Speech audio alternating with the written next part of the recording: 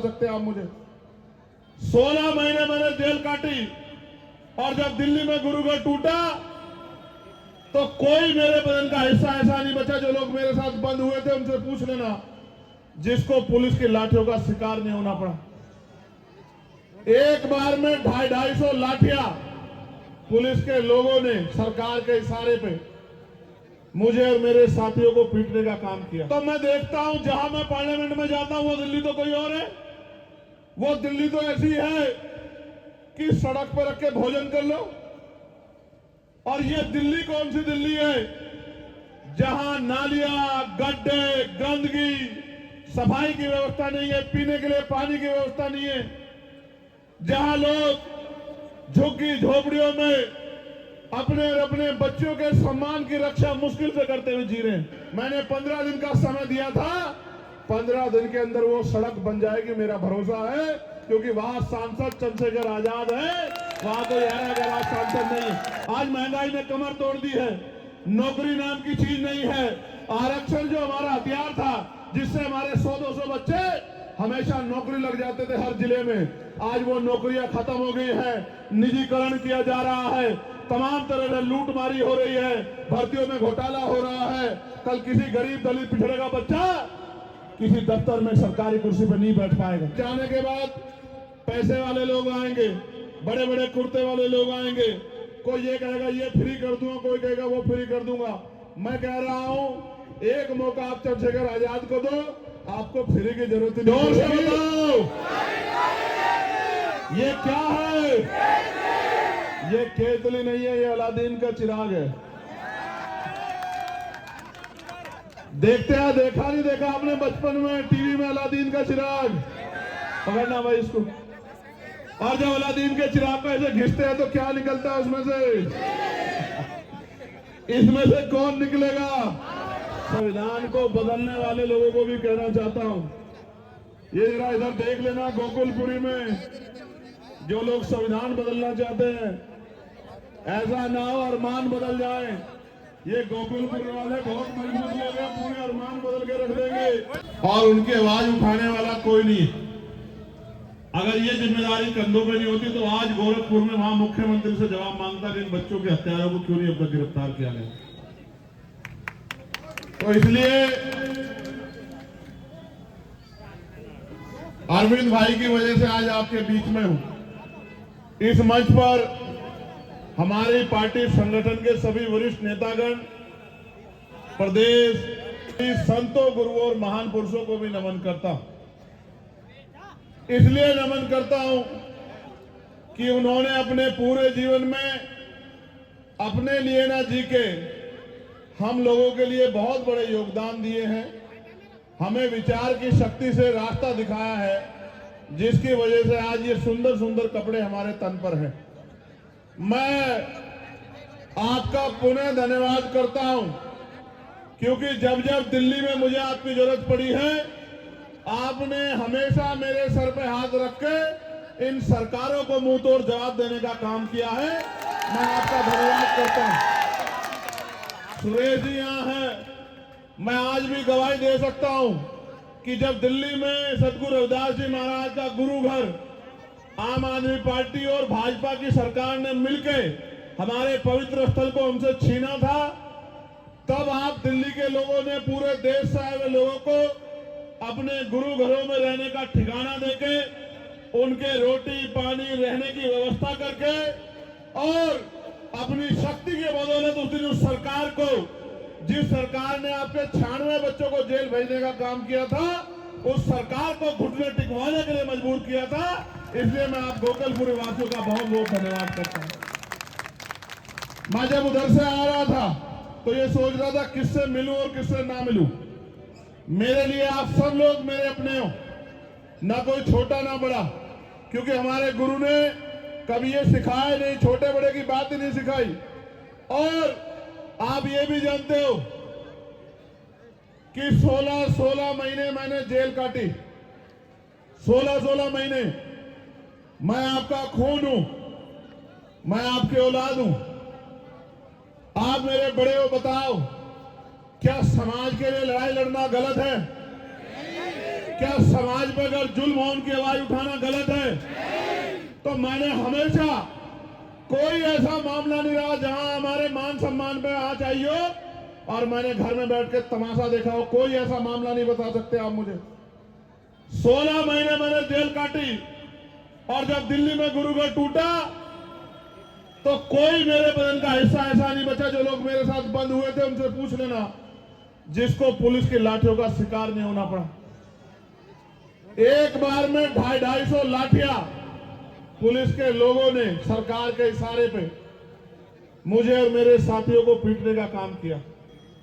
उनको लगता था कि लाठियों से डर के ये चंद्रशेखर आजाद ये वापस भाग जाएगा, डर जाएगा। वो ये नहीं जानते कि ये चंद्रशेखर आजाद सदगुरु रविदास जी महाराज का अंश है।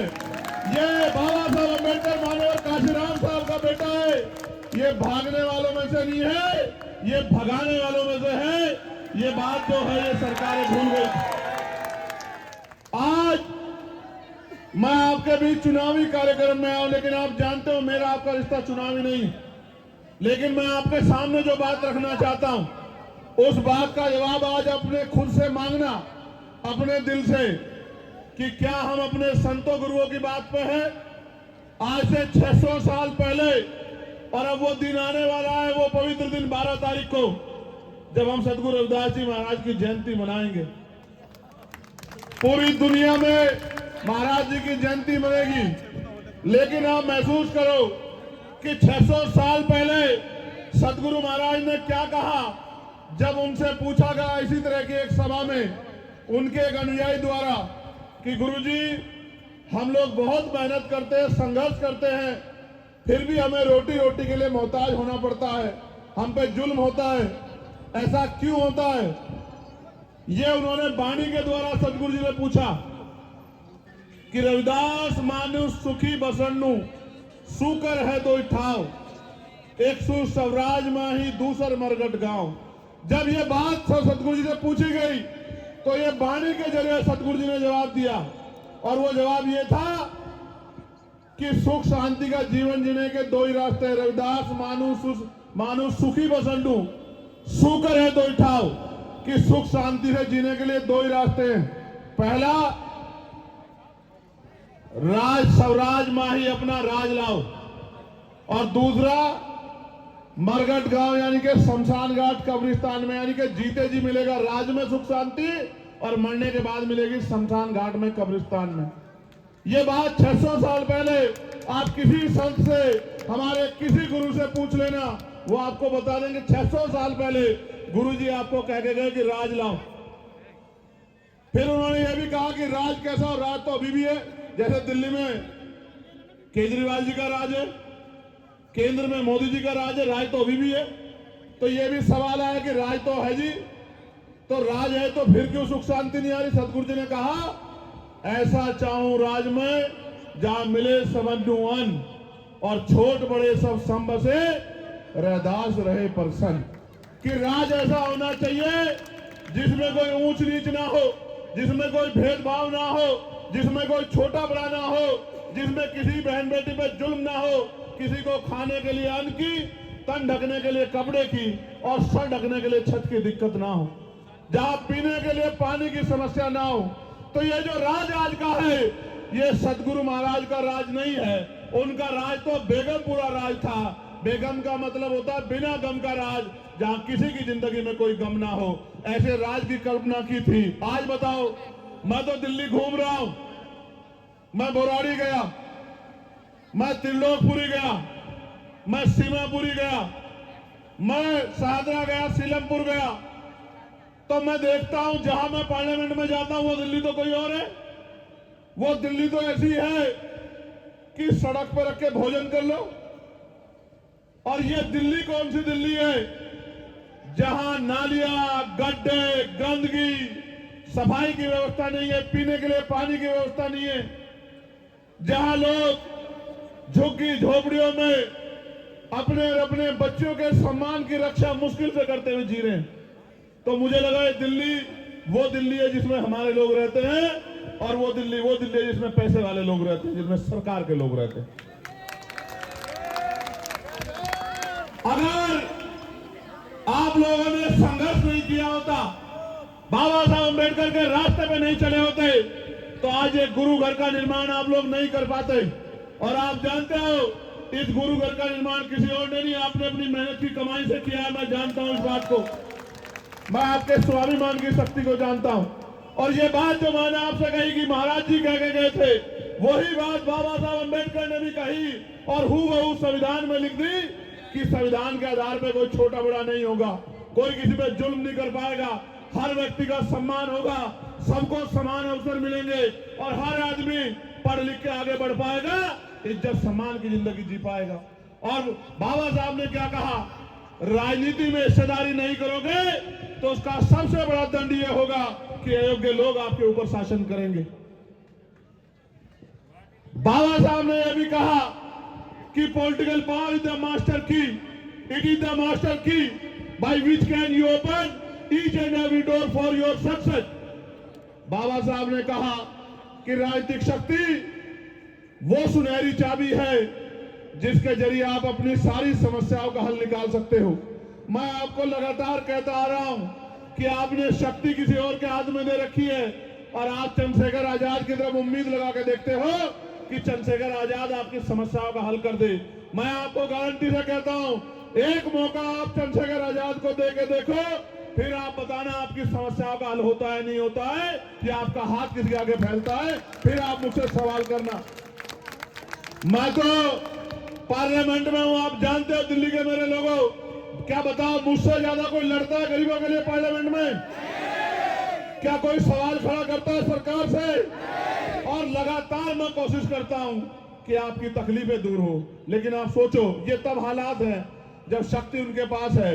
एक दिन आएगा, समय करवट लेगा, क्योंकि बाबा साहब अम्बेडकर आपके उंगली में वो शक्ति देके गए हैं, जिसे चाहे चोटी पे बिठा दो और जिसका दिमाग खराब हो जाए उसको उठा के चोटी से जमीन पर पटक दो। ये उंगली में ताकत बाबा साहब अम्बेडकर आपके देके गए हैं। 4-4 बच्चों की कुर्बानियों से आज आपके हाथ में वोट है। जब तक ये वोट है तब तक बड़े बड़े पैसे वाले, धन्ना सेठ, बड़े बड़े कुर्ते वाले, बड़ी बड़ी गाड़ियों वाले, बड़े बड़े महलों वाले आपकी बस्तियों में आएंगे, आपके पैर पकड़ेंगे, आपके बराबर में बैठेंगे, आपसे भाईचारे की बात करेंगे, आपके पैर भी छुएंगे, सर पे हाथ भी रखवाएंगे, वादे भी करेंगे। वो समय अगर कोई होगा तो वो चुनाव का समय होगा, और जिस दिन चुनाव खत्म हो जाएगा 5 साल उनको दूरबीन लेकर ढूंढ लेना, 5 साल वो आपको दिखाई नहीं देंगे। और ऐसा 75 सालों से चला रहा है, अमीर राज कर रहा है और गरीब का हाथ ऐसे फैला है। और हम तो सुनते थे, गांव में हम लोग सुनते थे, अध्यक्ष जी, संत कुमार जी यहाँ बैठे, अध्यक्ष जी हमारे, गांव में हम सुनते थे कि पैसे वाले लोग, गरीब का बेटा आगे ना बढ़ जाए तो चुनाव से 2 दिन पहले झोला लेके आते थे, झोले में पैसे होते थे। सुरेश जी गांव के ठेकेदार को पकड़ते थे, ठेकेदार को कहते थे कि जो जो वोट बेचने वाला उसके घर ले चल, मैं उसको पैसे दे दूंगा, वो वोट हमें दे दे। ये होता था नहीं होता था बताओ? मान्यवर काशीराम साहब ने इसी के खिलाफ आंदोलन चलाया था, जिसमें उन्होंने नारा दिया कि वोट की रक्षा बहन बेटियों की रक्षा की तरह करनी है और वोट को बेचना नहीं है, वोट को जिम्मेदार आदमी को सौंपना है। ये नारा मान्यवर काशीराम साहब ने उसी वोट की डकैती के ऊपर दिया था। लेकिन अब ये रात के अंधेरे में आने की जरूरत नहीं है, ये लोग बहुत समझदार हैं, ये समझ रहे हैं कि पढ़ लिख के आप समझदार हो रहे हैं, अब रात के अंधेरे में नहीं आते। अब तो दिल्ली के बड़े बड़े दफ्तरों में बैठ के मीडिया के सामने घोषणा करते हैं कि हम आपको 2500 रुपए महीना देंगे, हम आपको 3000 रुपए महीना देंगे, हम आपको 2100 रुपए महीना देंगे, हम आपको 500 रुपए का सिलेंडर देंगे, हम आपको साड़ी देंगे, कपड़ा देंगे, मिठाई देंगे, आप हमें वोट दे दो। ये वोट की खरीदारी नहीं है तो अब क्या है, आप मुझे बताओ? ये वोट की खरीदारी है, और ये खरीदारी इसलिए है क्योंकि जिस दिन आपने अपनी वोट की शक्ति को समझ लिया और वोट आप अपने बाबा साहब अम्बेडकर के विचार वाले व्यक्ति को देने लगे, उस दिन के बाद आपको किसी दफ्तर में नहीं जाना पड़ेगा।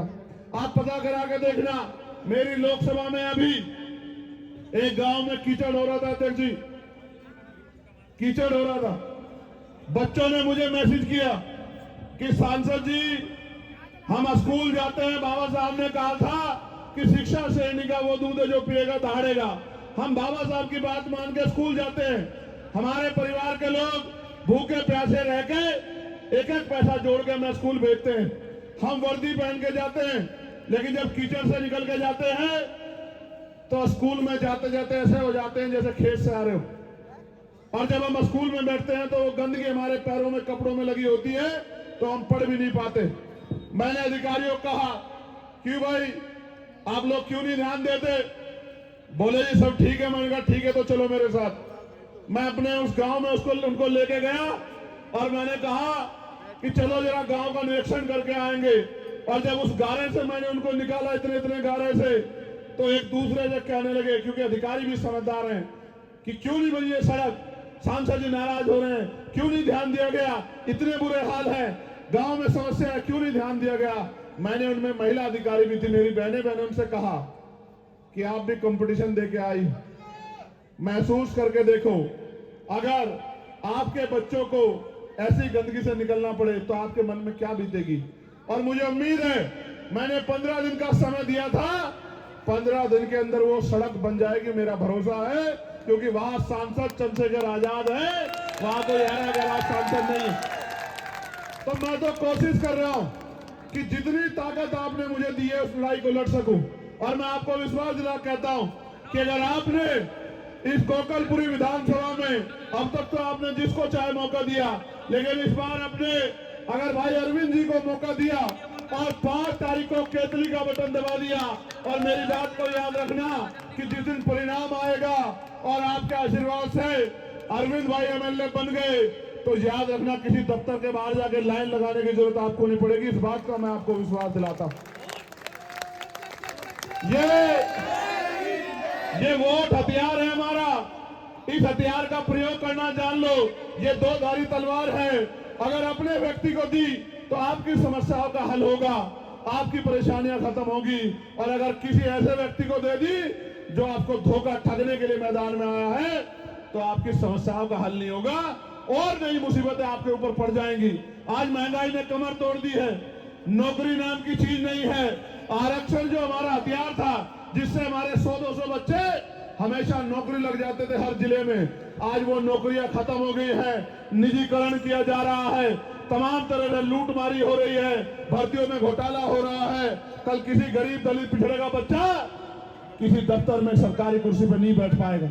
और आप जानते हैं सरकारी नौकरी क्या है? सरकारी नौकरी वो है जो आपकी 2 से 3 पीढ़ियों को मुख्य धारा में जोड़ देती है।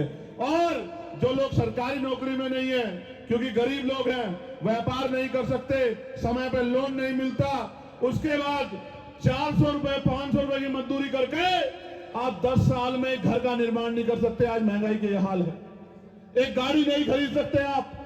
तो आप ये बताओ कैसे मुख्य धारा में आओगे?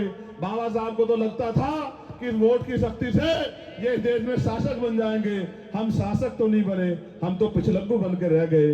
इसके पीछे कौन कारण है, किसने किया है? हमारा अपना स्वार्थ है, ये हम लोग बेवकूफ बनते आ रहे हैं, ये हमें सोचना पड़ेगा। मैं तो आपसे इस धरती में खड़े होकर कह सकता हूं, ये हमारा पवित्र स्थल है। गोकलपुर के मेरे प्यार के लोगों, मैं आपको जिम्मेदारी से कह रहा हूं, चंद्रशेखर आजाद मिट तो सकता है लेकिन झुक नहीं सकता। मेरी बात को आप याद रखें। चंद्रशेखर आजाद घर तो बैठ सकता है, लेकिन आपके सम्मान स्वाभिमान, आपके अधिकारों से समझौता नहीं कर सकता किसी तरह का। मैं आपके का असल खून हूं, मैं आपको ये कहने आया हूं, मैं आपसे मदद मांगने आया हूं। आपने हमेशा मेरी इज्जत रखी है, एक बार मुझे वोट की शक्ति को भी दे दो, फिर आप देखना कि चंद्रशेखर आजाद और अरविंद भाई, महेश जी सब लोग, हम लोग मिलके किस तरह से गोकुलपुरी को ऐसी विधानसभा बना देते हैं कि सारे विधायक आके यहाँ देखा करेंगे और हर क्षेत्र की जनता ये कहा करेगी कि हमें तो उसी पार्टी का विधायक बनाना है जिस पार्टी का विधायक गोकुलपुरी विधानसभा में है, क्योंकि इतना काम उस व्यक्ति ने कराया है जितना काम 50 साल में सरकारें नहीं करा पाई। मैं आपसे हाथ जोड़ के ये प्रार्थना करता हूं कि आप इस लड़ाई में हमारी मदद करना। और मैं आपको भी कहना चाहता हूं कि ये आप ध्यान रख लो, अभी अभी आप पे ये हथियार है, आने वाले समय में सरकार कभी ईवीएम के जरिए और कभी और तरीकों के जरिए इस हथियार को भी हमारे छीनना चाहती है। हमें समझदारी दिखानी पड़ेगी। और नौजवानों को मैं कहूंगा, बहुत जोश है उनके अंदर, इस जोश को 6 दिन फील्ड में लगाओ, घर घर तक पहुंचो, चुनाव चिन्ह पहुंचाओ, अपनी बात पहुंचाओ, अपील करो लोगों से। और जिस दिन वोट पड़ेगा, बूथ की जिम्मेदारी उठाना, एक एक वोट पोलिंग परसेंटेज कराना, पूरा 100%, एक एक वोट को बूथ तक लेके आना। और जब आपका बैलेट की मशीन बंद हो जाए, फॉर्म 17C लेके तब आके घर में सोना, और फिर 8 तारीख को सुबह सुबह जाके एजेंट बन के और एक एक वोट की गिनती करवाना, अपनी वोट की चोरी मत होने देना। फिर आप देखना, जब आप सजग प्रहरी बन जाओगे तो आपके अधिकारों को कोई डाका नहीं डाल पाएगा। अभी मैं वहां था सीरजगढ़, महाराज नरेंद्र दास जी ने मुझे कहा कि भाई हम लोग चंद्रशेखर, बेगमपुरा हमारी ट्रेन जाती है एक्सप्रेस, उसमें गंदगी होती है, कोई सुनने वाला नहीं है, हम 50 लाख रुपए देते हैं ट्रेन के, वो ट्रेन यहाँ से बनारस जाती है भाई, हम सबको कह के थक चुके। अब हम आपसे उम्मीद करके बैठे हैं कि हमारा बेटा संसद में है, वो हमारी मांग को उठाएगा। मैंने तत्काल ही रेल मंत्री से मिलके उस ट्रेन में सफाई कर्मचारियों की व्यवस्था कराई। आप पता करा के देख लेना। महाराज जी ने मुझसे कहा, जब मैंने कहा कि महाराज जी आपने जो आदेश दिया था वो पूरा हो गया, महाराज जी ने कहा मैं तो जानता हूं, राज होगा तो काज होंगे। अभी तो हमारा एक बच्चा गया है, जिस दिन हमारे बच्चों की संख्या वहां सैकड़ों में होगी, उस दिन किसी काम के लिए हमें हाथ नहीं फैलाना पड़ेगा, हम इधर कहा करेंगे, हमारा काम हो जाया करेगा। मैं आपसे बस यही कहना चाहता हूं, मेरे जाने के बाद पैसे वाले लोग आएंगे, बड़े बड़े कुर्ते वाले लोग आएंगे, कोई ये कहेगा ये फ्री कर दूंगा, कोई कहेगा वो फ्री कर दूंगा। मैं कह रहा हूं, एक मौका आप चंद्रशेखर आजाद को दो, आपको फ्री की जरूरत नहीं पड़ेगी। हम लोग रोजगार पैदा करेंगे, जिससे आपके घरों में पैसे आएंगे, महिलाओं के लिए रोजगार की व्यवस्था करेंगे, कुटीर उद्योग लगा के, जिससे आपके घरों में काम आएगा। अपने नौजवान भाइयों को के लिए रोजगार की व्यवस्था करेंगे, जिससे आपकी जेब में पैसा आएगा। जब पैसा आएगा तभी तो आप इस देश की आर्थिक व्यवस्था में योगदान कर पाओगे। मैं आपका पुनः धन्यवाद करता हूं, यहाँ की टीम का धन्यवाद करता हूं, संचालक कमेटी का धन्यवाद करता हूं। एक बार जोर से बता दो, ये देख रहे हो नहीं देख रहे हो, ये क्या है, जोर से बताओ। मेरी अकेले की आवाज आपसे ज्यादा है, जोर से बताओ। नहीं, जोर से बताओ, ये क्या है? ये केतली नहीं है, ये अलादीन का चिराग है। देखते हैं, देखा नहीं देखा आपने बचपन में टीवी में अलादीन का चिराग? पकड़ना भाई इसको। और जब अलादीन के चिराग को ऐसे घिसते हैं तो क्या निकलता है उसमें से? इसमें से कौन निकलेगा? जैसे ही आप इसको भर दोगे और फिर 8 तारीख के बाद तो घिसोगे तो कौन निकलेगा? और अरविंद क्या कहेगा आपसे? अरविंद आपको देख के दरवाजा बंद नहीं करेगा, अरविंद आपको देख के एसी में पड़ के नहीं सोएगा, अरविंद आपको देख के दरवाजा खोल के कहेगा कि मेरे सर पे हाथ रखो और मुझे काम बताओ, आपने मुझे वोट दिए, मेरे लिए काम बताओ कि मैं आपके किस काम आ सकता हूं, किस समस्या के लिए आपको आना पड़ा है। आपको आना नहीं चाहिए था, आपको मुझे फोन करना था, मैं वहां आता, आप मालिक हो, मैं आपका सेवक हूं। ये आपको अरविंद से सुनने को मिलेगा। और बाकी से क्या सुनने को मिलेगा? आप दरवाजा खोलोगे तो क्या होगा? नेताजी गेट खोल के कह देंगे कि यहाँ नहीं रहते नेताजी, नेताजी गए घूमने के लिए, 10-15 दिन बाद आना। अब आपको तय करना है कि आपको किसका साथ देना है। बहुत बहुत धन्यवाद। मेरे साथ नारा लगा दो जोर से, जय भीम, जय भीम, जय भारत, जय भारत, जय संविधान। मैं संविधान को बदलने वाले लोगों को भी कहना चाहता हूं, ये जरा इधर देख लेना, गोकुलपुरी में जो लोग संविधान बदलना चाहते हैं, ऐसा ना हो अरमान बदल जाए। ये गोकुलपुरी वाले बहुत मजबूत लोग हैं, पूरे अरमान बदल के रख देंगे। बोलिए सदगुरु रविदास महाराज, सदगुरु रविदास शक्ति। बहुत बहुत धन्यवाद। मैं आजाद समाज पार्टी जिंदाबाद, आजाद समाज पार्टी जिंदाबाद, आजाद समाज पार्टी। कबीर को और सबने अगर आपका धन्यवाद दे रहे हाथ जोड़ के आशीर्वाद दे मुझे दोनों हाथ उठाओ दोनों उठा के रखो 4 दिन तक उठा के रखने हैं हाथ ऐसे ही नहीं बस नीचे कर लो मेरा काम आपको तंग करना नहीं है आपकी समस्याओं का हल करना है बहुत बहुत धन्यवाद